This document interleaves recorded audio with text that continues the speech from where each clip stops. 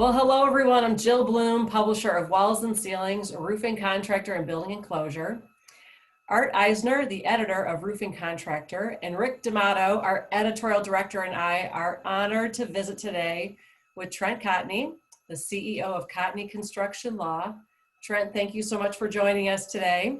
And I wanted to start off by asking you about some of the COVID-19 spikes. You know, we just got through what looked like to be a very busy Labor Day weekend, and we all have kids or relatives or friends with kids in college, and there's spiking going on all over the place. And I know there's got to be a lot of roofing contractor and just contractor owners in general that have kids in college. I mean, Michigan State just reported they had 124 cases. Alabama had 500. Of course, we've heard a lot about University of North Carolina at Chapel Hill with 635.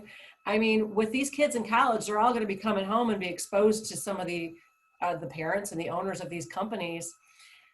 How do they handle that? I mean, it's going to be, I feel like it's the nervousness is, especially, from the people that I've talked to, is they're going to be, the kids come home and then they spread it to everybody else in the company. Yeah, Jill, that's a huge concern. And Jill, Art, Rick, always a pleasure to see you guys. Hope you all had a great Labor Day weekend. And one of the things that's really interesting about Labor Day and Memorial Day and July 4th is it gives people an opportunity to take a break from COVID world. The problem with that is they're taking a break from COVID world. And they go to the beach, they go to gatherings, and when that happens, you tend to see a spike a couple of weeks later in some of the testing that occurs. In addition to that, with schools starting, regardless of whether it's grade school or high school or college, you've got children or young adults interacting with other people, and you're seeing the spikes like what you talked about. So the concern there is that this is not a time to be complacent. And many of the listeners, that you may be in areas where the COVID-19 isn't as big a deal as it was maybe a few months ago, or maybe it never has been. Okay, maybe you've been blessed and fortunate enough to not be in that category. I think the message here is that as all of these things start happening, and really as we start getting into the colder months, that's when you really need to be concerned, okay? Because here's something that's really interesting, Jill, and something that I was thinking about a little bit earlier today. These children that are going to school, they may easily have the flu or some kind of other illness that has symptoms very similar to COVID-19. And if these schools are taking the proper precautions, they are, requiring children to isolate. They are making sure that other parents are being notified, all this other kind of stuff. What's interesting about the coronavirus, though, that I read is that unlike the flu that tends to spike during the winter months, spring is the time of year where coronavirus is at its highest. So a lot of the predictions that I have seen is that we're still in first wave right now, right? Which is scary. I mean, you think about that, it's first wave. They're predicting that the second wave really isn't going to start to hit till end of 1Q, maybe 2Q 2021. I don't know what the deal is with the vaccines. I've heard they're coming out in November. I'm not holding my breath. I don't know one way or the other what's going to happen there. But I think the message for contractors is that this is not the time to be complacent, okay? I don't like wearing a mask as much as anybody else, but if it's required, if it's something that you need to do to follow CDC or OSHA guidelines, I absolutely recommend that you continue to do it. Do not get complacent. Trent, I'd like to follow up on that. So has the tone changed from the contractors that you're talking to about health and safety now that kids are going back to school and we are seeing some of these other larger gatherings or celebrations, happening around the country? Are they really taking notice, and are you getting more questions about from them now about how to keep their people safe? Yeah, absolutely. And, I've had very frank discussions with a variety of contractors across the United States. And, there's anytime I'm saying something on here, there's usually a reason behind it. So the reason I'm sending that message of don't get complacent is I've had many roofing contractors tell me, I'm done with this. I'm done with it. It's slowing up my projects. We haven't had any incidents. I got to get work done. I'm tired of dealing with this stuff. Okay. And whether it's personal or professional, I'm hearing this over and over and over again. And that just simply can't be the message. You got to continue to do it. One, for safety perspective, two, from a liability perspective. As we continue to navigate these issues, there's always two concerns in the back of my mind. One is, that third party liability from customers. And I think a lot of states are addressing that, and federal government's talked about it.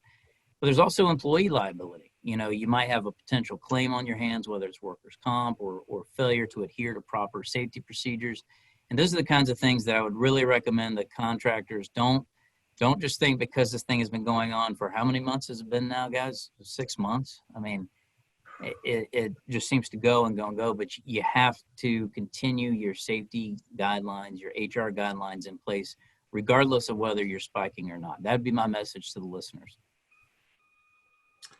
Okay, I'd like to switch gears a little bit. Since this has gone on for so long now, we are starting to see some of the rules in place with the Paycheck Protection Program and enforcement really start to come to light. We saw at least one roofer get caught up in the misuse of funds. Are you surprised to see that story, and are we just at the tip of the iceberg? You guys remember, I remember us sitting talking, and I probably said it 2 or 3 times. I said, be very wary of stuff that's coming from the government. It's Ronald Reagan's famous quote, I'm from the government and I'm here to help. It's the scariest words in the English language. So this, obviously there are two sides to every story. So when I see press releases, I always take it with a grain of salt, especially from my capacity doing OSHA defense work. I know a lot of times when you see that stuff, it's not necessarily the case. That being said, one of the things that every roofing contractor needs to be very concerned about is discussing PPP funds. Okay, there's no reason to discuss it with your employees. There really isn't. Okay, because what happens is you get a disgruntled employee, and one thing leads to another. Okay, I don't think the federal government is at this point actively going out and pulling warrants on people unless they have the reason to do that. What is that reason? Somebody said something that they probably shouldn't have said, something to somebody that's angry. Okay, and again, I'm speculating on a lot of things. I don't know what it is, but my advice to the contractors out there is play everything by the book. Okay, recognize that if you are over that $2 million in PPP loan fund receipt, you are going to be audited. Okay, the more that you have received, the higher the chances that you are going to receive federal scrutiny. So make sure that you are crossing your T's and dotting your I's. Keep communications to a minimum. Do not discuss it. Only those critical core people in your management group need to know about it. That would be my recommendation. Again, you're going to continue to see stories like this, and until everything shakes out, you never know what's true and what's not true. But my recommendation is be very, very cautious and very careful, because there's a lot of prosecutors out there that would love to make a name based on PPP fraud. Right, and that's obviously a big part of the sensational aspect of the enforcement here. I guess I was waiting for you to say, this is the time you usually say documentation, right? You've got to make sure that's in place. Anything real quick, contractors that did accept PPP money, need to know off the top of your head. Yeah, you took the words right out of my mouth, Art. And the one thing that I would really recommend is we're still in that time frame where we're starting to get our stuff together for forgiveness. And I've heard from a lot of the larger banks that they're still kind of going through that process. And depending on when you receive the funds, you may be on a 24-week look period, which means you're not going to be in a position to really do forgiveness until closer to the end of the year. So my recommendation is you've got to be able to show to the penny where the money went, okay? And you've really got to be careful about that. You want to be very careful about taking money out of whatever operating account or wherever you have those PPP funds, and be very careful about where that money is going, because what they're going to do, if they audit you, they're going to look at your books, and if they're going to look for transactions that may be speculative, and they're going to ask you about it. So the key here is just to make sure that, you work with your accountant, work with your tax professionals, understand what your potential risk is and liability, And then again, it's like I say, party with the best paper wins the day. If you've got strong paper trail and you can show exactly where the money went, you're not going to have anything to worry about. Yeah, Trent, if I can follow up with just one more little quick question. We've seen a few of these alleged frauds being sought out by the feds, and if there's a few, there's more. How would you advise your clients, or what would you suggest to any of our contractors that are watching and listening today that may have inadvertently even mingled funds or commingled funds? Is there something they can do at this point? And I understand a lot of contractors have trusted employees that may or may not be in and out of these accounts that might not have done everything. What if they've made an error at this point? Can they go back and straighten it out? Oh, that's a great question, Rick. And what I recommend is figure out, work closely with your accountants and your tax professionals to understand whether or not you really made an error. Okay. If the funds are, let's say you put all your PPP funds in a general operating account, which there's nothing wrong with that. Okay. Allocating how you use those funds is primarily an accounting function, right? So you need to make sure that you understand that this pot of money in the same account went to this and the rest was used for this. Okay. If for some reason there's something that's coming out that doesn't look right, or you've made a decision that you wish you could reverse. Okay. I'm a big believer in trying to be proactive rather than reactive. We've talked about it here plenty of times, right? What I would recommend is seeing whether or not you can replenish that account, do something along those lines, take voluntary steps, because that tends to be, in general, generally speaking, a better course than getting caught doing something you shouldn't be doing. Okay. I would rather say, look, this was a mistake. I recognize the mistake. Here's what I did to fix it. Than have the federal government saying, you shouldn't have done that. Now, before you do anything, clearly talk to your legal professionals, talk to your accountants, make sure that you understand what you're doing.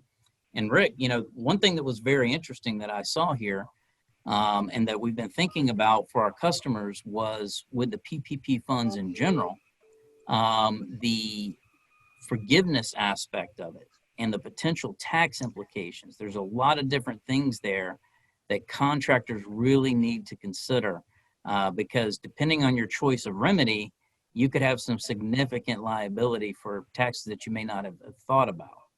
Oh, that's more fun from the government. Was there any news on COVID-19 funding? And should this put some contractors on alert? So there's been a lot of political wrangling, and I can tell you behind the scenes, the issue is there's been too much money given out already. That's the real issue. Okay. And if you parse through all the political BS, and there's a lot of it, behind the scenes, if you look at the debt to revenue ratio of our GDP, of our government, of our capability, we're way over what we can normally do. Okay. We're in that scary zone because we've stroked checks in the trillions to try to get out of this. And, I'm not an economist. Some would say that was a great move. Others would say it wasn't. But I think regardless of whether you're a Democrat or Republican, one of the things that you're trying to reconcile now is the fact that you've got constituents that are clamoring for money. Everybody wants something, whether it's restaurants or it's, entertainment or tourism, construction, whatever it might be. But at the same time, you've got to come to the reality that there's going to be a price to pay for this. You're going to have to deal something with it, whether it's inflation or devaluation of the dollar or whatever the issue might be. It's something that you really have to be concerned about. So I think there's a lot of political wrangling, and I think what the government has tried to do is get creative by how they provide relief, okay? And we saw some of that with Trump's executive order. What was interesting is I think it was September 1st, the CDC came out and said they wanted a moratorium on evictions, and they justified it on the basis of COVID-19, okay? The real justification behind the scenes is probably that's a great relief to a lot of people that were facing evictions. I know here in Florida, there's a lot of roofing contractors that are also landlords. They've got, another business on the side, and they're asking me, what can you do? And the answer is, well, you can be patient or you can find some basis for eviction that has nothing to do with paying rent, which becomes very speculative when you put that in front of a judge, right? So I think what you're going to see, Rick, is I think you're going to see this continued effort, maybe a death by 1,000 cuts. I think a stimulus package is still in the works. I'd be surprised if we don't see one. But I can tell you the issue behind the scene is you can't keep stroking checks for this stuff. It's at some point you run out. That's really kind of what I see that the politicians are wrangling with right now. Yeah, and the usual things. The Congress holds the purse strings, and people are in there fighting for their share of it. And this is just it's new ground, but it's still the same old ground. We're still lobbying for the things that we need to do to keep our, and there's other groups lobbying, to get the funding they need to keep their businesses or homes going. And we always hope for the best with that. But what else are you hearing from your contractors? What are they calling you about this week? So it's interesting, anytime you've got a long weekend, the phone rings off the hook till about Friday at 10 a.m. And then as soon as I get in Tuesday morning, the emails just start popping off, and we're always on. It doesn't matter whether it's a holiday or what, we're always working. But I think as it relates to now, I think a lot of contractors are just concerned about backlog. The increase in lumber prices has caught a lot of residential contractors off guard.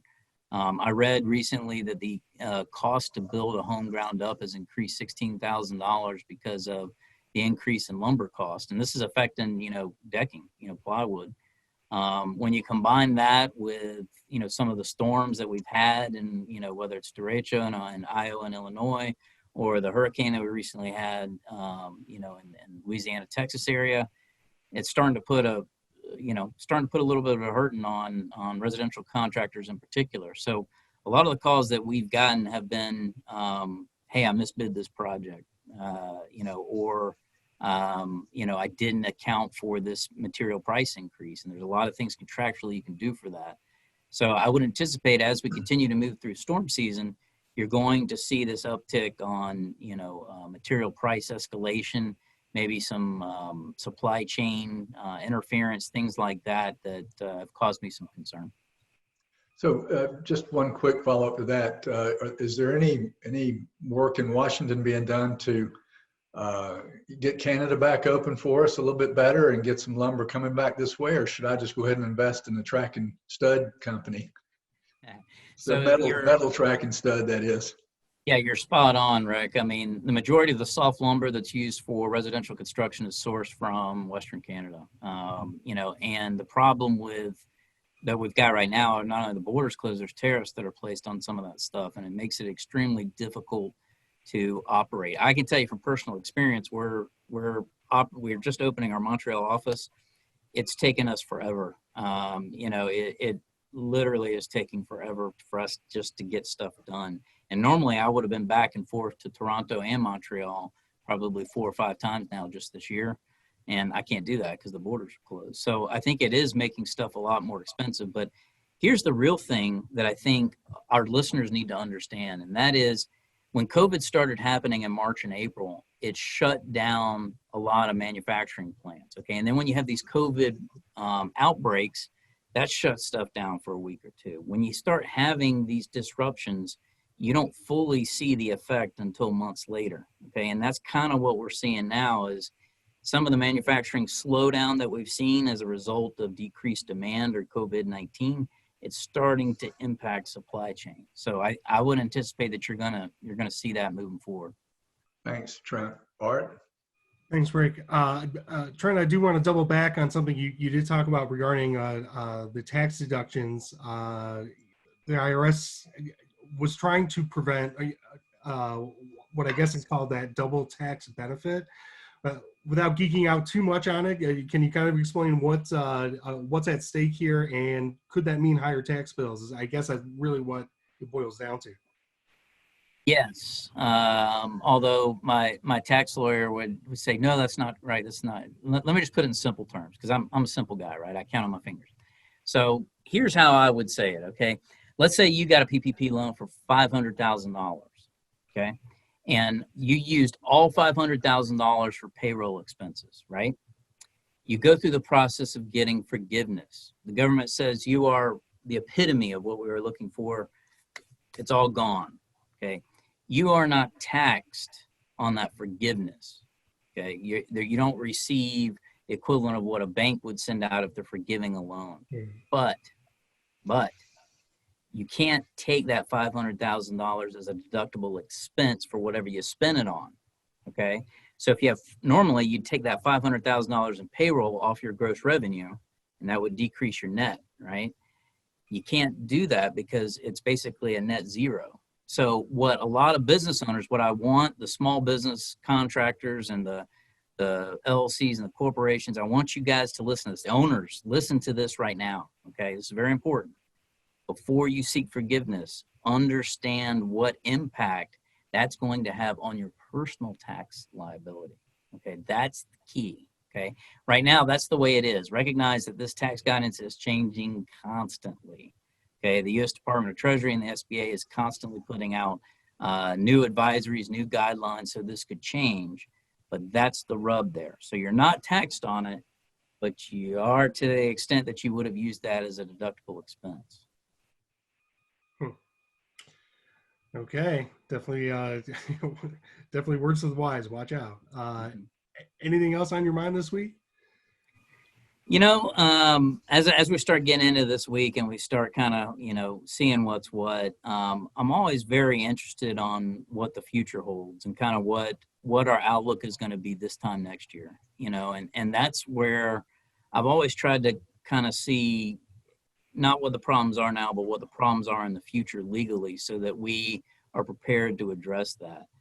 And I really think that there's going to be this continued issue with not only the supply chain disruption, manufacturers kind of slowing down some of their production, but I think what we're going to see, and I would say it continues to move. I think it's probably moving closer in the first quarter now, is I think you're going to start to see more of a slowdown that's impacting roofing, okay? And roofing tends to be the last business affected by a recession and in construction, and it tends to be, it takes a while for it to really impact roofing. So I think as we start to see slowdowns, which we've already seen in new construction and apartment complex building and things of that nature, I think we're going to see it really in roofing in first quarter, maybe even second quarter, okay?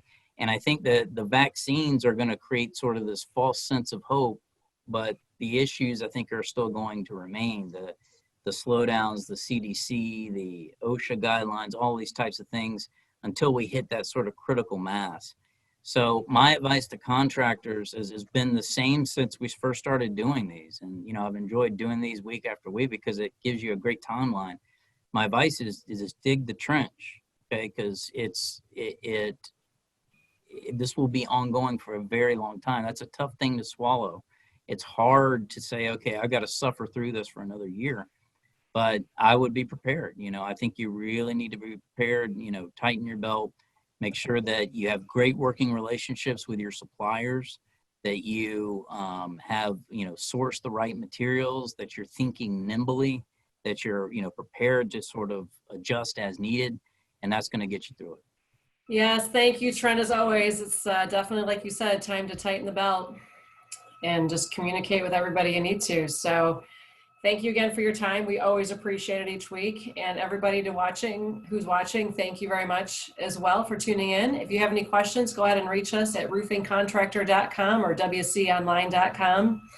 And while you're there, make sure you sign up for our free e-newsletters and our free digital edition so you can always stay up to date. And Trent, if anybody needs to reach you, how can they do that?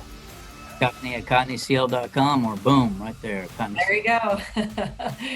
Awesome. Well, everyone stay safe and healthy, and we'll see you next time. Bye-bye. Hey!